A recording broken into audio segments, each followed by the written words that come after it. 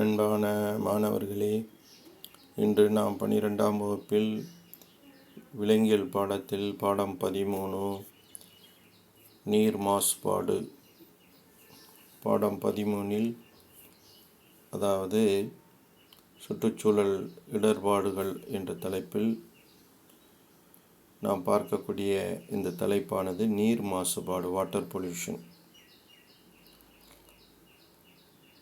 இந்த நீர் மாசுபாடில் முதல்ல நாம் பார்க்கக்கூடியது நீரினுடைய தரம்.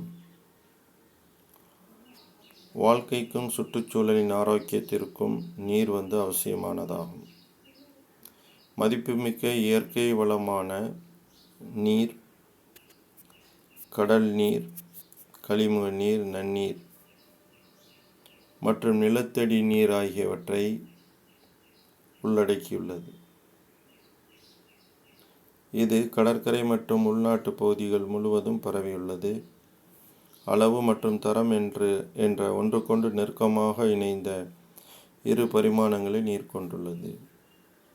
நீரினுடைய தரம் பொதுவாக அதனுடைய இயற்பியல், வேதிய, உயிரிய மற்றும் அழகியல் பண்புகளால் வரையறுக்கப்படுகின்றது. உயிரினங்களின் வளம் மற்றும் பல்வேறு உயிரிய சமூகங்களுக்கு ஆதரவாகவும் மற்றும் பொது நலத்தினை பாதுகாப்பதற்காகவும் நீரின் தரம் இருப்பின் அதுவே ஆரோக்கியமான சுற்றுச்சூழல் ஆகும்.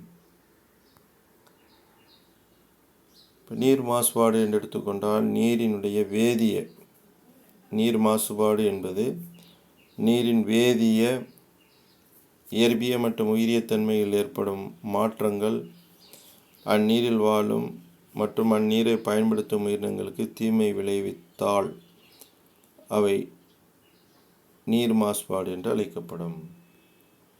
இப்போ நீர் மாசுபாடு என்றால் என்ன அப்படின்னு கேட்டால் நம்ம இதை எழுதணும். நீர்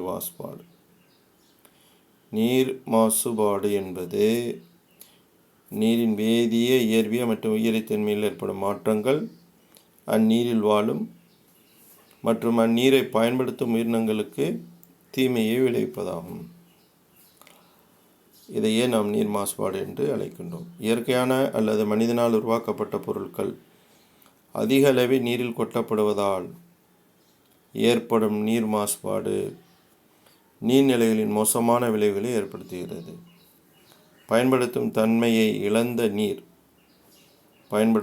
இழந்த நீர் மாசடைந்ததாக கருதப்படுகிறது. நீர் மாசுபாட்டினுடைய மூல ஆதாரங்கள் என்று எடுத்துக்கொண்டால் நீர்நிலைகள் அல்லது நீர் ஆதாரங்கள் இயற்கை காரணங்களால் மாசடைந்தாலும் மனித செயல்பாடுகளாலேயே அதிகமாக இந்த மாசு ஏற்படுத்தப்படுகிறது. நீர் மாசுபாட்டிற்கான மூல ஆதாரங்கள் 3 வகைகளாக பிரிக்கப்படுகிறது. ஒன்று மைய மூலாதாரங்கள், இரண்டாவது மையமற்ற மூலாதாரங்கள், மூன்றாவது கசிவுகள் மற்றும் சிந்துதல். அவற்றில் முதலில் மைய மூலாதாரங்களை பார்த்தால், அதாவது நீர்நிலைகளில் குறிப்பிட்ட இடத்தில் குழாய்கள் அல்லது கழிவு நீர் குழாய்கள் மூலம் மாசுபடுத்திகளை வெளியிடுவது மைய மூலாதாரம் ஆகும். நீர்நிலைகளில் குறிப்பிட்ட இடத்தில் குழாய்கள் அல்லது கழிவு நீர் குழாய்கள் மூலம் மாசுபடுத்திகளை வெளியிடுவது மைய மூலாதாரம் ஆகும். தொழிற்சாலை நீர்ம கழிவுகள், சாக்கடை நீர், நிலத்தடி சுரங்கம், எண்ணெய் கிணறுகள், எண்ணெய் கப்பல்கள் மற்றும் வேளாண்மை போன்றவை பொதுவான மைய மூலாதாரமாகும். இந்த மூலாதாரங்கள், அதாவது நீர் மாசுபாட்டின் மூலாதாரங்களில் ஒன்று மைய மூலாதாரங்கள். அடுத்து நாம் பார்க்கக்கூடியது மையமற்ற மூலாதாரங்கள், நான் பாயிண்ட் சோர்சஸ். மையமற்ற மூலாதாரங்கள் ஒரு இடத்தில் வெளியேற்றப்படும் மாசின் மூலாதாரங்கள் கண்டறிய இயலாது. அமிலமலை, நீர்நிலையில் கொட்டப்படும் நெகிழி பொருட்கள், வழிந்தோடி வரும் வேளாண்மை வேதிப்பொருட்கள் போன்றவை இதற்கு எடுத்துக்காட்டுகளாகும். அதாவது மைய மூலாதாரங்கள் ஒரு தனியாக பார்த்தோம். அடுத்து மையமற்ற மூலாதாரங்கள். மைய மூலாதாரங்களில் நம்ம நிறைய விஷயங்கள் பார்த்தோம். அதுக்கு உதாரணமாக நம்ம தொழிற்சாலை நீர்ம கழிவுகள், சாக்கடை நீர், நிலத்தடி சுரங்கம், எண்ணெய் கிணறுகள், எண்ணெய் கப்பல்கள், வேளாண்மை இதுகளை நம்ம பார்த்தோம். அடுத்து மையமற்றதில் வந்து அமிலமலை, நீர்நிலையில் கொட்டப்படும் நெகிழி பொருட்கள், வழிந்தோடி வரும் வேளாண்மை வேதிப்பொருட்களை சொன்னோம். அடுத்து கசிவுகள் மற்றும் சிந்துதல், லீக்ஸ் அண்ட் ஸ்பில்ஸ்ன்னு சொல்லக்கூடியது. இதை பார்த்தீங்கன்னா கப்பல் விபத்து, கடற்கரை பகுதிகளில் எண்ணெய் கிணறுகளை தோண்டுதல், கப்பல் விபத்து, கடற்கரை பகுதியில் எண்ணெய் கிணறுகளை தோண்டுதல், எண்ணெய் கசிவுகள் மற்றும் கடலினுள் எண்ணெய் வெளியேற்றப்படுதல் ஆகியவற்றால் இந்த கசிவுகள் மற்றும் சிந்துதல் ஏற்படுகிறது. இதை காட்டக்கூடிய படங்கள் தான் இங்கே கொடுத்துருக்குறாங்க. பாருங்கள், தொழிற்சாலையிலிருந்து அந்த கழிவு நீர் வந்து ஆறு போன்ற குளங்கள் போன்ற நீர்நிலையில் கலக்கப்படுவதை காமிச்சிருக்காங்க. அடுத்தது பாருங்கள், இது வந்து அந்த எண்ணெய் கசிவுகள் இது போன்றது, கடலிலிருந்து கலக்கக்கூடிய எண்ணெய் கசிவுகள் இது போன்றது. இது நீர்வாசி ஈனா வந்து நீர் மாசுபாட்டின் மூலாதாரத்தில் எண்ணெய் படலங்கள் வந்து கடலில் மிதக்கிற மாதிரி காமிச்சிருக்கு. இங்கே பார்த்தீங்கன்னா இதை அதாவது ஆவணா, இந்த ஆவணாவில் என்ன கொடுத்துருக்கு பாருங்கள், நெகிழி பொருட்கள், அமிலமலை, நீர்நிலையில் கொட்டப்படும் நெகிழி பொருட்கள், வழிந்தோடி வரும் வேளாண்மை வேதிப்பொருட்கள், மையமற்ற மூலாதாரங்களுக்கு இது உதாரணமாக சொல்கிறோம். மையமற்ற மூலாதாரங்களுக்கு, அதாவது நீர்நிலைகளில் நெகிழி பொருட்கள் சேர்வது, அதை சொல்லலாம். அமிலமலையை சொல்லலாம். அடுத்து இன்னொரு முக்கியமான விஷயம் சொல்கிறாங்க, வேளாண்மை வேதிப்பொருட்கள், வேளாண்மை வேதிப்பொருட்கள் வழிந்தோடி வந்து நீர்நிலைகளில் கலக்கப்படுவது. இதான் இந்த ஈனால தான் வந்து என்ன சொல்ல கசிவுகள் மற்றும் சிந்துதல் சொல்கிறோம்ல, அதில் வந்து கடலில் கப்பல்கள் விபத்திற்குள்ளாகும்போது கப்பல்கள் ஏற்றப்பட்ட எண்ணெய்கள், அந்த உயவு எண்ணெய்கள், இது போன்ற எண்ணெய்கள் வந்து நீர்நிலையில் கலக்கப்படுவது. இந்த 3க்கும் 3 படம் கொடுத்துருக்காங்க. சரி, இப்போ அடுத்து நீர் மாசுபாட்டின் மூலாதாரங்களை மேலும் 3 வழிகளில் வகைப்படுத்தப்படுகிறது. நீர் மாசுபாட்டின் மூலாதாரங்கள் மேலும் 3 வழிகளில் வகைப்படுத்தப்படுகிறது. அவை 1 நகராட்சி கழிவுகள், 2 தொழிற்சாலை கழிவுகள், 3 வேளாண்மை கழிவுகள். அந்த நீர் மாசுபாட்டினுடைய மூலாதாரங்களில் நம்ம ஏற்கனவே சொன்னது மையமான மூலாதாரங்கள், மையமற்ற மூலாதாரங்கள், அடுத்து கசிவுகள் மற்றும் சிந்துதல் சொன்னோம். இப்போ அடுத்து நீர் மாசுபாட்டின் 3 மூலாதாரங்களில் நகராட்சி கழிவுகள், தொழிற்சாலை கழிவுகள் மற்றும் வேளாண்மை கழிவுகள் என்று 3 இதாக பிரிக்கணும்.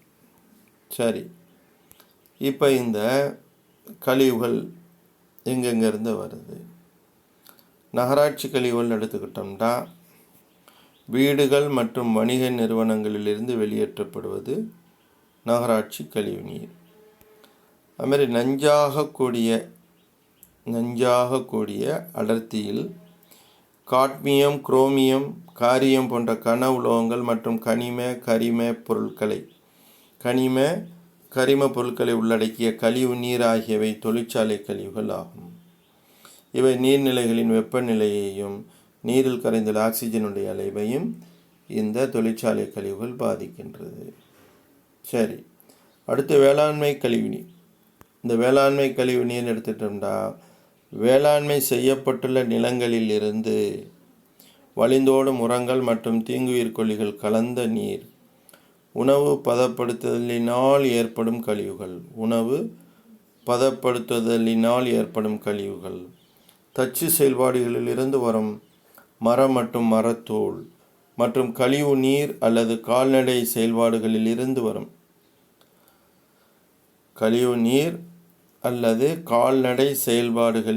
வரும் பாக்டீரியாக்கள் போன்றவை வேளாண்மை கழிவுகளில் காணப்படும். இந்த 3ம் அதாவது நீர் மாசுபாட்டின் மூலாதாரங்களில் இதையும் சொல்கிறோம். நகராட்சி கழிவுகள், தொழிற்சாலை கழிவுகள் மற்றும் வேளாண்மை கழிவுகள் அப்படின்னு சொல்லிட்டு. இப்போ அடுத்து இந்த நீர் மாசுபடுத்திகள் மழை நீருடன் வழிந்தோடி ஆறுகள், ஓடைகள் மூலம் கடலினையும் மற்றும் கசிவு அல்லது ஊடுருவல் மூலம் நிலத்தடி நீரையும் வந்தடைகின்றது. நீர் மாசுபடுத்திகள் மழை நீருடன் வழிந்தோடி ஆறு ஓடைகளின் மூலமாக கடைசியாக கடலில் போய் கலந்துருது. அது மட்டும் இல்லாமல் கசிவு அல்லது ஊடுருவல் மூலம் வெளியேறக்கூடிய அந்த நீர் மாசுபடுத்திகள் நிலத்தடி நீரினை வந்தடைந்து நிலத்தடி நீரினை சேதப்படுத்துகிறது. சரி, நீர் மாசுபாட்டினால் ஏற்படும் விளைவுகள், அதில் சூழ்நிலை மண்டலத்தில் ஏற்படும் விளைவுகள் என்ன? நீர் மாசுபாட்டினால் ஏற்படும் விளைவுகளில் சூழ்நிலை மண்டலத்தில் ஏற்படும் விளைவுகள் என்ன, உயிரினங்களில் ஏற்படக்கூடிய விளைவுகள் என்ன அப்படின்ட்டு ரெண்டாக பிரிச்சிடும். அதில் முதல்ல சூழ்நிலை மண்டலத்தில் ஏற்படும் விளைவுகள்.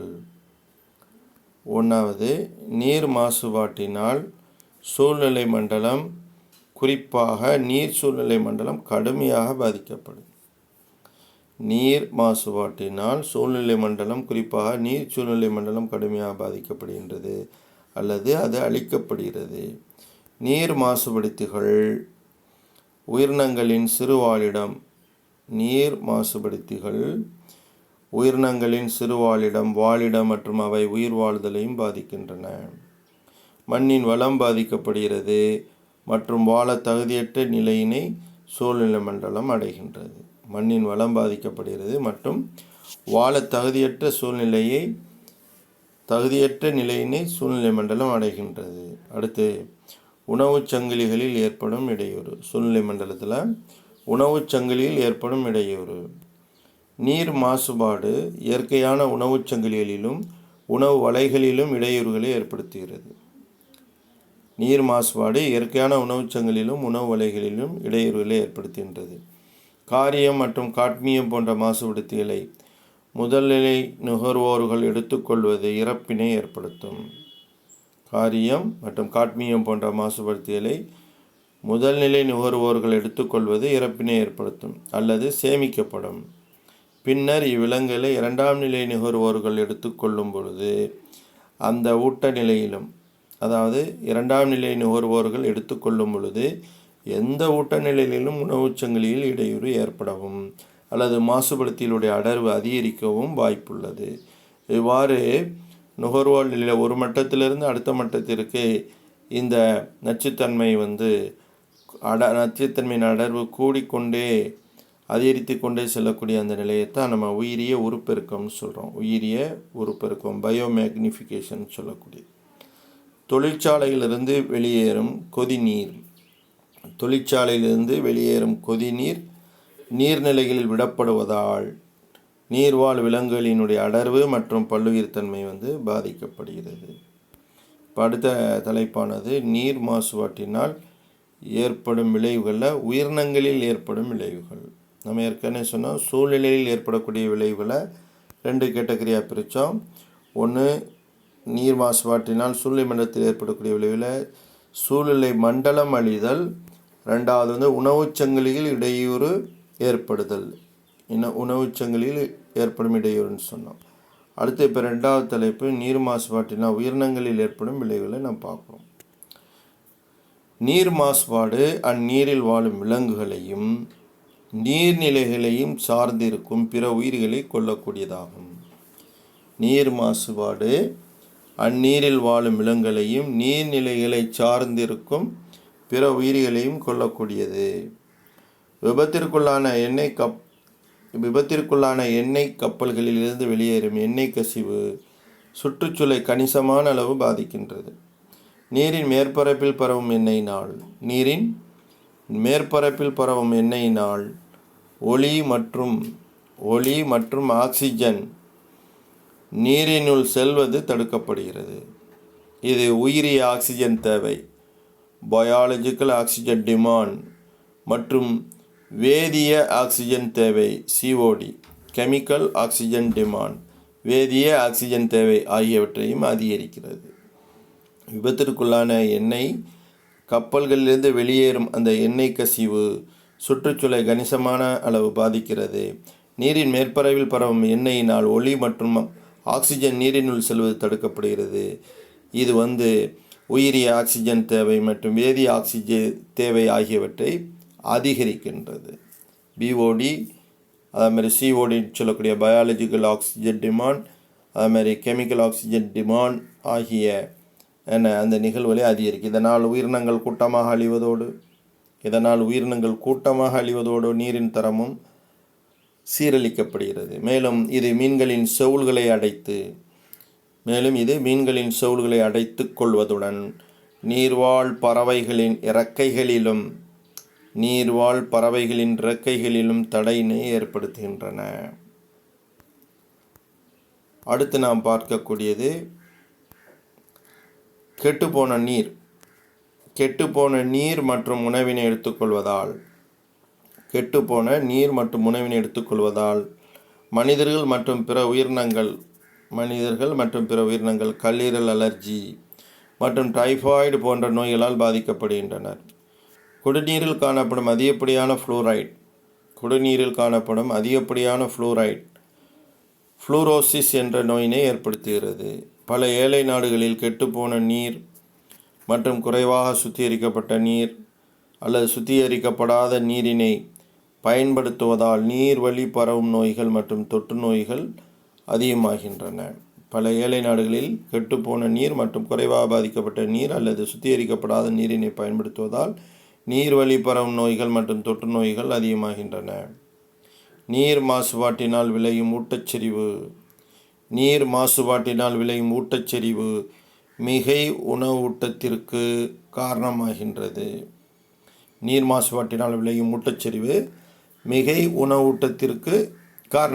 அதை நம்ம யூட்ரோஃபிகேஷன் சொல்கிறோம். இதனால் ஏற்படும் பாசிப்பெருக்கம் நீர்நிலைகளின் தரத்தினை பாதிக்கிறது. சிவப்பு அலைகள் காணப்படுமேயானால் நீர்வாழ் விலங்குகளில் இறப்பினை ஏற்படுத்தும். இந்த படத்தில் காமிச்சிருக்காங்க பாருங்கள், பாசிப்பெருக்கம். இது பெரும்பாலும் மழைக்காலங்களில் நீர்நிலைகளில் அதிகமான உணவூட்டப் பொருட்கள் சேருவதனால் அங்குள்ள பாசிகளுடைய வளர்ச்சி அதிகமாகி நீரினுடைய மேற்பரப்பு ஃபுல்லாக பச்சையாக பாசிகள் வளர்ந்து அந்த நீர்நிலையிலேயே அப்படியே மறைத்திருக்கும். இந்த பாசிகளுக்கு உணவு நாளடைவில் கொஞ்சம் கொஞ்சமாக கிடைப்பது குறைந்து அதனால் அந்த பாசிகள் இறந்து அழுகக்கூடிய நிலையில் அவைகள் சிவப்பு நிறமாக மாறி அந்த நீர்நிலையே பயன்படுத்த முடியாத அளவுக்கு கெட்டுவிடும்.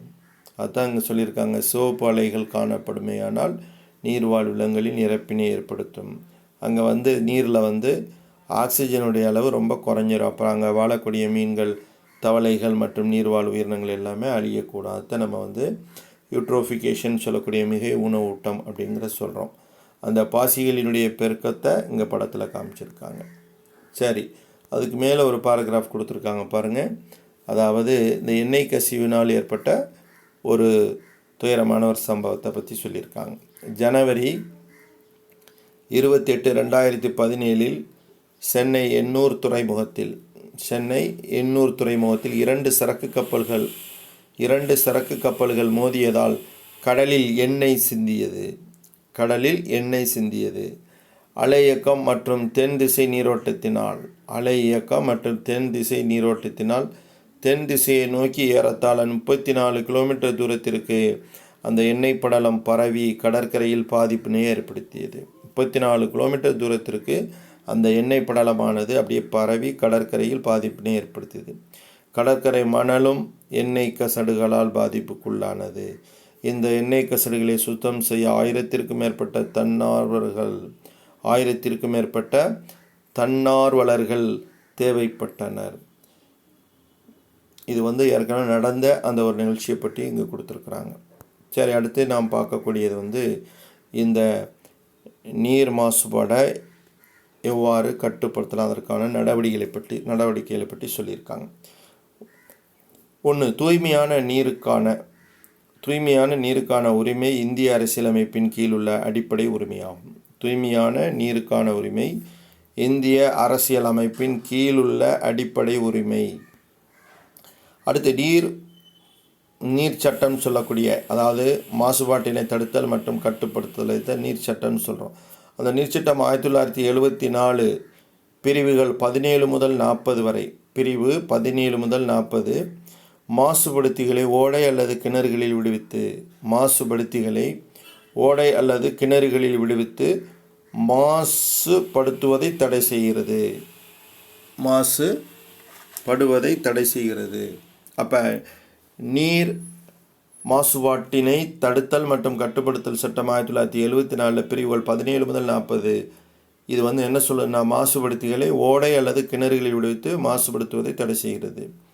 நீர் மாசுபாட்டினை தடுத்தல் மற்றும் கட்டுப்படுத்தல் சம்பந்தப்பட்ட பல்வேறு நடவடிக்கைகள் தொடர்பாக நடுவண் அல்லது மாநில அரசிற்கு அறிவுரை கூற நடுவண் அல்லது மாநில மாசு கட்டுப்பாட்டு வாரியத்திற்கு அதிகாரம் உள்ளது. சுற்றுச்சூழல், காடுகள் மற்றும் காலநிலை மாற்ற அமைச்சகம். சுற்றுச்சூழல், காடுகள் மற்றும் காலநிலை மாற்ற அமைச்சகம் என்பது நடுவண் அரசின் ஒரு கிளை அமைப்பாகும். இது திட்டமிடல், முன்னேற்றம், ஒருங்கிணைப்பு மற்றும் இந்திய சுற்றுச்சூழல் மற்றும் வனவியல் கொள்கைகள் மற்றும் திட்டங்கள் செயல்படுத்துவதை மேற்பார்வையிடல் உள்ளிட்ட பணிகளை மேற்கொள்கிறது. இந்த அமைச்சகம் நடுவண் அரசின் ஒரு கிளை அமைப்பாகும். இது திட்டமிடல், முன்னேற்றம், ஒருங்கிணைப்பு மற்றும் இந்திய சுற்றுச்சூழல் மற்றும் வனவியல் கொள்கைகள் மற்றும் திட்டங்கள் செயல்படுத்துவதை மேற்பார்வையிடல் உள்ளிட்ட பணிகளை மேற்கொள்கிறது. தேசிய நதிநீர் பாதுகாப்பு திட்டம் NRCP, நேஷனல் நதிநீர் பாதுகாப்பு திட்டம் NRCP என்ற அமைப்பு நாட்டின் பெரும் வளம் என கருதப்படும் நன்னீர் வளங்களை பாதுகாக்க மற்றும் அவற்றை மேம்படுத்த 1995ஆம் ஆண்டு செயலாக்கம் பெற்றது. 1995ஆம் ஆண்டு செயலாக்கம் பெற்றது. இத்திட்டத்தின் கீழ் முக்கிய செயல் திட்டங்கள் உள்ளடக்கியுள்ளன. இத்திட்டத்தின் கீழ்கண்ட முக்கிய செயல் திட்டங்கள் உள்ளடக்கியுள்ளன. 1. சாக்கடை கழிவுகள் ஆற்று நீரில் நேரடியாக கலக்காமல். சாக்கடை கழிவுகள் ஆற்று நீரில் நேரடியாக கலக்காமல் அதனை மடைமாற்றி சுத்திகரித்த பிறகு நீர்நிலையிலே விடுவது. அதுமாதிரி மடைமாற்றப்பட்ட கழிவு நீரை சுத்தம் செய்வதற்காக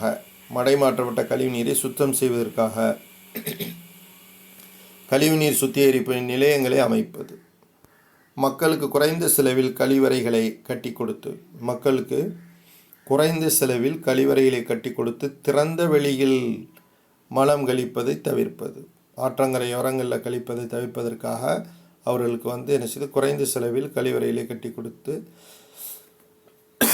திறந்த வெளியில் மலம் கழிப்பதை தவிர்ப்பது. அடுத்து, நீர் மாசுபாட்டினை தடுத்தல். எவ்வாறு தடுக்கலாம்? மாசுபடுத்திகளை அவை உற்பத்தியாகும் இடத்திலேயே முறைப்படுத்துதல் அல்லது தடுத்தல். நகராட்சி கழிவுநீர் வெளியேற்றப்படுவதற்கு முன்னர் அறிவியல் முறைப்படி சுத்திகரிக்கப்பட வேண்டும். கழிவுநீர் சுத்திகரிப்பு ஆலைகள் மற்றும் தொழிற்சாலை நீர்ம கழிவு சுத்திகரிப்பு ஆலைகளை நிறுவ வேண்டும். கழிவுநீர் சுத்திகரிப்பு ஆலைகள் மற்றும் தொழிற்சாலை நீர்ம கழிவு சுத்திகரிப்பு ஆலைகளை நிறுவ வேண்டும். செயற்கை உரங்கள் மற்றும் தீங்குயிர் கொல்லிகளின் பயன்பாட்டினை முறைப்படுத்த அல்லது கட்டுப்படுத்த வேண்டும். செயற்கை உரங்கள் அல்லது தீங்குயிர் கொல்லிகள் பயன்பாட்டினை முறைப்படுத்த அல்லது கட்டுப்படுத்த வேண்டும்.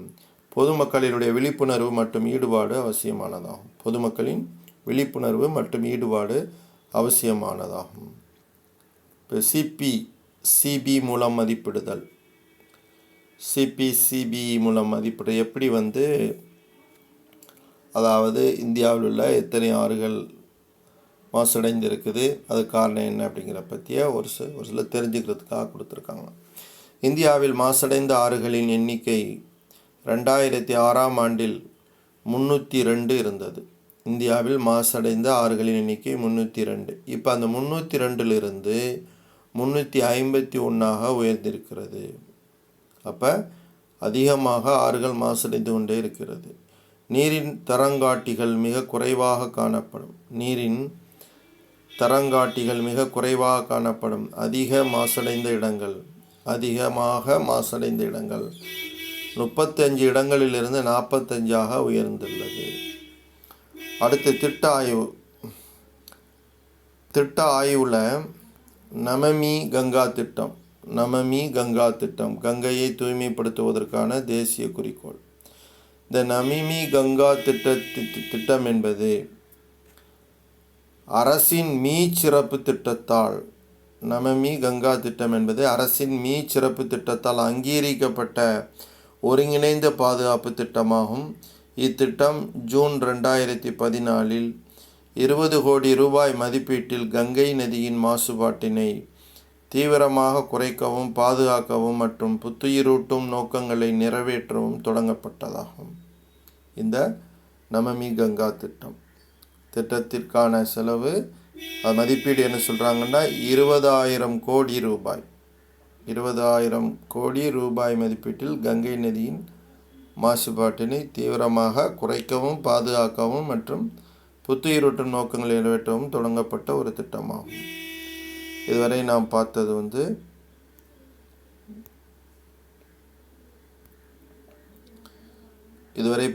நாம் நீர் மாசுறுதல். அடுத்து நாம் ஒலி மாசுறுதலை பார்க்க இருக்கின்றோம். ஒலி மாசுபாடு, நாய்ஸ் பொல்யூஷன் என்று அழைக்கப்படுகிறது. Noise pollution. ஒலி மாசுபாடு என்றால் என்ன? தேவையற்ற மற்றும் விரும்பத்தகாத அல்லது ஒன்றின் வாழ்க்கை தரத்தை பாதிக்கும் ஒலி இரைச்சல் எனப்படும்.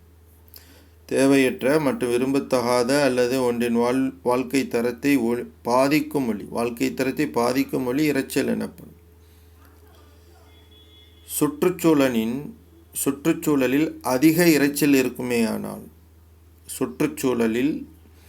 அதிக இரைச்சல் இருக்குமேயானால் அது ஒலி மாசுபாடு எனப்படும். அப்போ தேவையற்ற மற்றும் விரும்பத்தகாத அல்லது ஒன்றின் வாழ்க்கை தரத்தை பாதிக்கும் ஒலி இரைச்சல் என்றும், சுற்றுச்சூழலில் வெளியேற்றப்பட்ட அந்த அதிக இரைச்சல் இது ஒலி மாசுபாடு எனப்படும். அப்போ சுற்றுச்சூழலில் அதிக இரைச்சல் இருக்குமேயானால் அது ஒலி மாசுபாடு எனப்படும். ஒலியின் செறிவு டெசிபல், அதாவது அதனுடைய யூனிட் என்ன சொல்கிறாங்கன்னா ஸ்மால் டி கேபிட்டல் பி. ஒலியின் செறிவு அல்லது அடர்த்தியை அளக்கக்கூடிய அலகு டெசிபல் சொல்லக்கூடியது. இந்த அலகினால் ஒலியின் செறிவானது அளக்கப்படுகிறது. நாய்ஸ் பொல்யூஷனில் நம்ம ஒலி மாசுபாடுண்டா என்ன, இரைச்சல்ண்டா என்ன, அதை அளக்கக்கூடிய அலகு. இப்போ அடுத்து ஒலி மாசுபாட்டின் மூல ஆதாரங்கள். வாகன என்ஜின்கள், காற்று ஒலிப்பான்கள், ஒலி அமைப்புகள், தொடர்வண்டிகள், தாள பறக்கும் வானூர்திகள், தொழிற்சாலை இயந்திரங்கள், அபாய சங்குகள், விசைப்பொறிகள், துளைப்பான்கள், நொறுக்கிகள், அழுத்த இயந்திரங்கள், பட்டாசுகள், வெடிபொருட்கள், நவீன அதிவேக போக்குவரத்து போன்றவை ஒலி மாசுபாட்டின் மூலாதாரங்களாகும். ஒலி மாசுபாட்டினுடைய தொடக்க நிலை அளவு 120 டெசிபல் ஆகும். ஒலி மாசுபாட்டின் தொடக்க நிலை அளவு 120 டெசிபல் ஆகும். இரைச்சலானது மனிதன் நல்வாழ்விற்கு அச்சுறுத்தலை ஏற்படுத்தும் முக்கிய காரணி என. இரைச்சலானது மனித நல்வாழ்விற்கு அச்சுறுத்தலை ஏற்படுத்தும் முக்கிய காரணி என உலக சுகாதார நிறுவனம் கூறியுள்ளது. இது அனைத்து உயிரினங்களுக்கும் பொருந்தும்.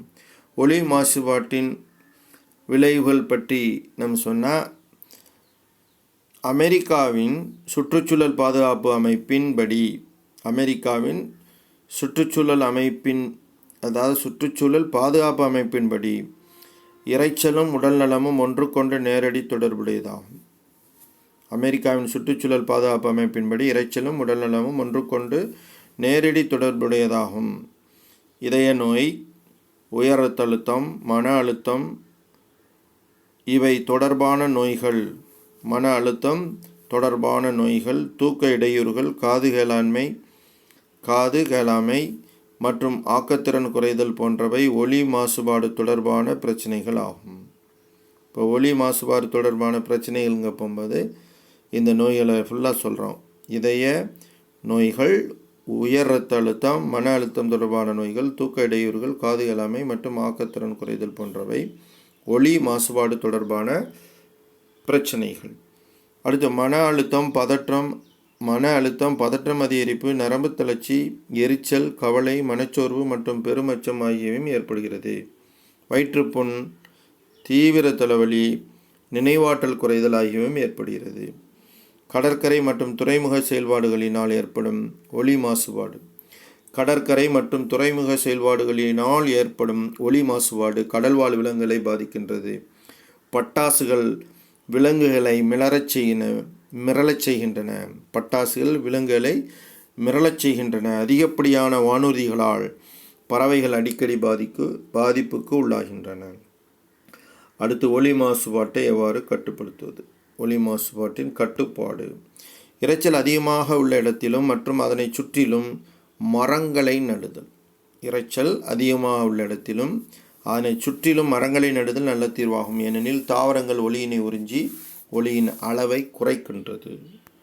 வாகனங்களின் என்ஜின்களை தொடர் பராமரிப்பு மற்றும் சீராக்கம் செய்வதன் மூலம் அவற்றால் ஏற்படும் இரைச்சல் மாசுபாட்டினை குறைக்கலாம். அதிக ஒலி உற்பத்தியாகும் இடத்தில் பணியாற்றும் பணியாளர்களுக்கு காது செருகிகள், அதாவது இயர் பிளக்ஸ் மற்றும் காது அடைப்பான்கள் இயர் மஃப்ஸ் வழங்க வேண்டும். அதிக ஒலி உற்பத்தியாகும் இடத்தில் பணியாற்றும் பணியாளர்களுக்கு காது செருகிகள் மற்றும் காது அடைப்பான்களை வழங்க வேண்டும். இயந்திரங்களுக்கு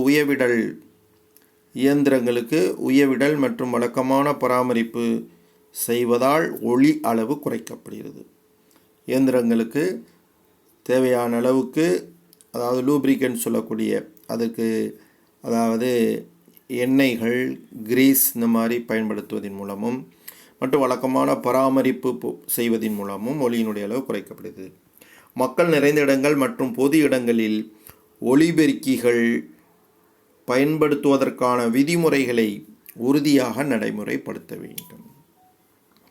அடுத்து சட்ட பாதுகாப்பு.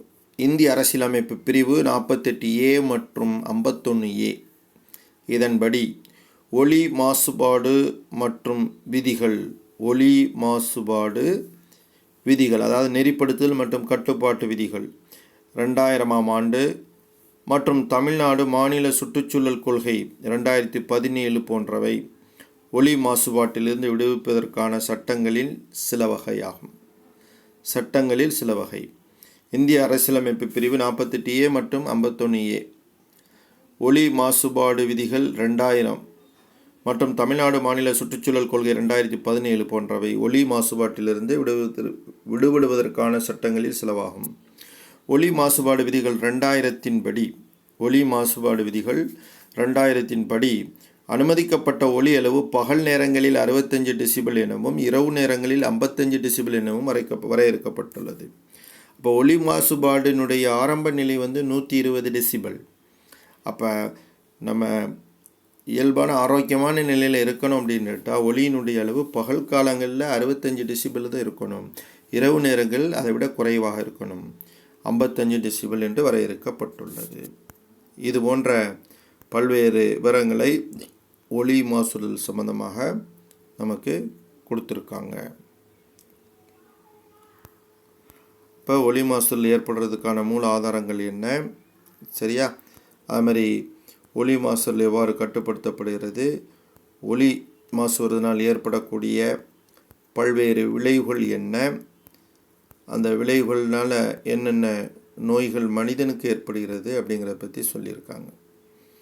இப்போ அடுத்து நாம் பார்க்கக்கூடியது வேளாண் வேதிப்பொருள்கள்னு சொல்லக்கூடியது. அந்த வேளாண் வேதிப்பொருள்களிலிருந்து நாம் அடுத்த வகுப்பில் நாம் பார்ப்போம். நன்றி.